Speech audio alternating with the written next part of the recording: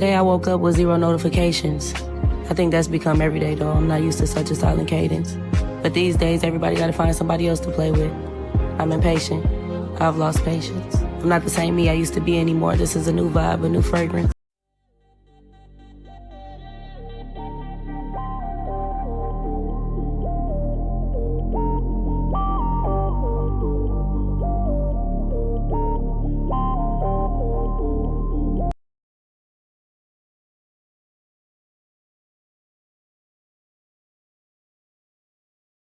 If you gotta burn it all to the ground, then let it burn.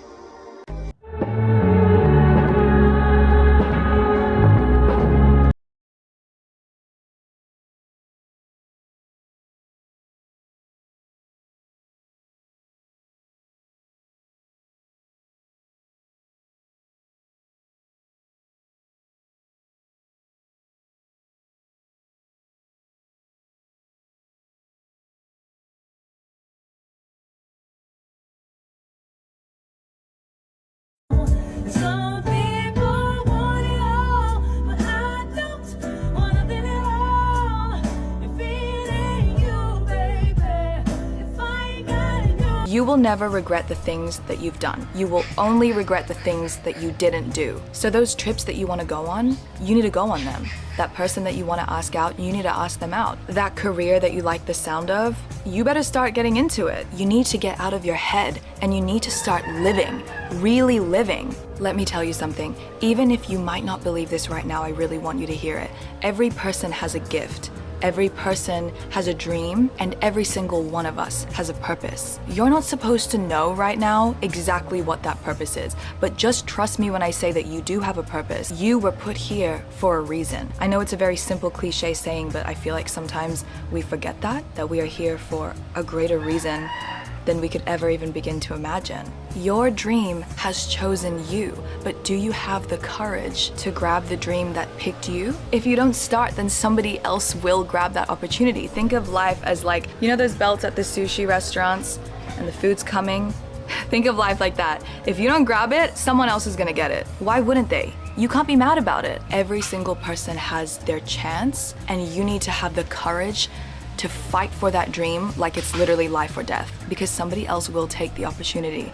And nobody is better than anybody else. Every single person, even the person that you think is killing it right now, okay, the biggest celebrity in the world, even they have their bad moments, and even they will have their time, their window where they, are in their prime and they're killing it, and then life changes and things move on, and then there's always the next person. It's like, you can never be the best of the best. You need to kill your ego. You need to be the best of the best for yourself, for your own standards. My competition is myself. How good can I be? How much can I learn? For me, I can't compare myself to other people because I don't even know if I'm gonna be here tomorrow. Like, you actually have to treat it like it's life or death, because that's what it is.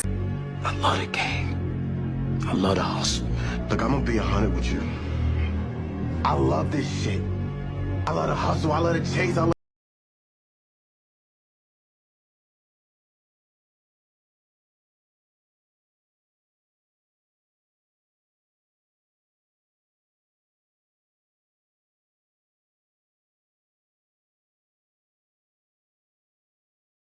Are you trying to impress these people? These people. You're trying to live like whatever for these people. You're embarrassed of doing anything just for these people that will tomorrow be by your side once you make it. Today they're shaming you, tomorrow they will say, oh, I used to know her. Bitch, I'm busy. I'm not gonna sit around here arguing with you. If I know in my heart that you're not a good person, I'm not dealing with it. I am not dealing with it, respectfully. But what are you, a slave? What are you, a slave to these people? No, really start thinking to yourself, am I a slave or am I a free spirit? Am I a free soul that came to this earth to live my best life possible and to help and create in this earth the best way possible? Imagine you're 80 years old tomorrow and you realize I've lived my whole life for other people. I lived my whole life just for other people's opinion. Do you want to live like that? You know how fast we age? You know how fast you'll be 80 years old and regret your whole life tomorrow? All of these people will die in the end, and then what? And then what? You lived for them. But they aren't even here anymore.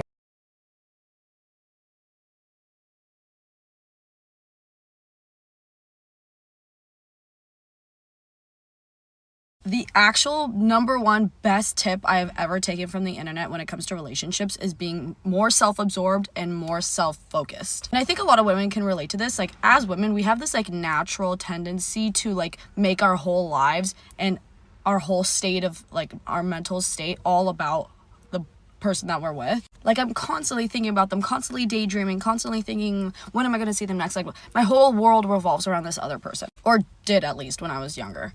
And as I'm getting older and understanding dynamics better, the number one tip for me has been turning the focus right back to me. If you want to learn how to do this, the best person to watch is Shira 7. Someone will ask her like, well, what if my man's like going partying? What if my man doesn't like me anymore? I feel like the spark's fading. She's like, so do you still like him? Does he worry what you're doing? Like, everything should be about you. And no one's saying don't care about your partner. That's like not how this should be taken. But it's more like the focus shouldn't be so much about what they're doing, who they're seeing, who they're hanging out with. It should be what you're doing, who you're seeing. Like, the focus should just be about you and what you're doing. And this is especially true if you're one of those anxious girlies that is like constantly stressing about her man and like worried and maybe not as trusting. Like, focus on you. Like, be a little bit more superficial. Focus more on you. It takes a little bit of rewiring your brain to think this way, but once you do, trust me, it's the most peaceful thing on